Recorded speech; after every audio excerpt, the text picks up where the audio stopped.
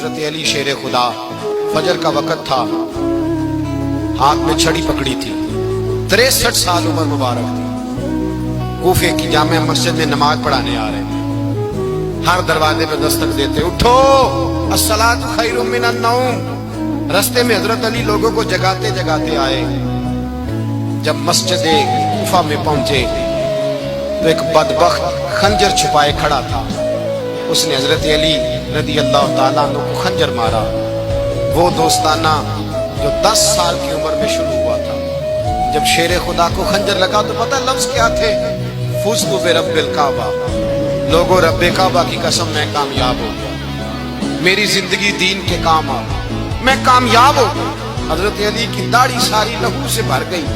حضرت شیر خدا فرمایا کرتے تھے، ایک دفعہ میں بڑا بیمار ہوا، میرے سے اٹھ کے کھڑا نہیں ہوا جاتا تھا، حضور تیمارداری کرنے آئے تو میں نے کہا یا رسول اللہ پتہ نہیں بچوں گا کہ نہیں۔ حضور نے فرمایا علی نہیں، تو اس وقت دنیا سے جائے گا جب تیری داڑھی لہو سے رنگین ہو جائے گی۔ شیر خدا کہتے ہیں جب زخم لگا تو میں نے نیچے جھکا کر دیکھا تو داڑھی لہو سے بھری ہوئی ہے، میں نے کہا بس وہی کامیاب ہو گیا۔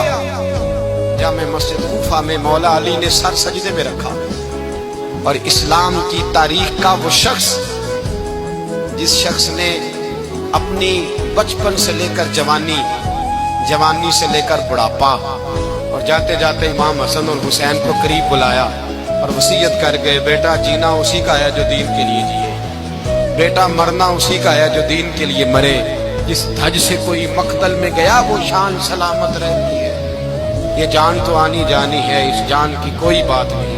حضرت شیر خدا کرم اللہ تعالی وجہ الکریم خاتم الخلفاء تھے، ان پر خلافت اسلامیہ ختم ہوئی۔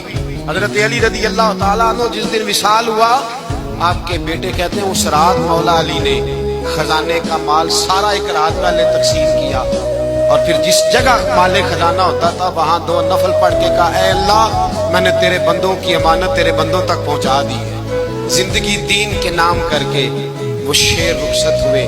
21 رمضان المبارک کی شام ڈھلی تو حضرت علی المرتضیٰ شیر خدا رخصت ہوئے۔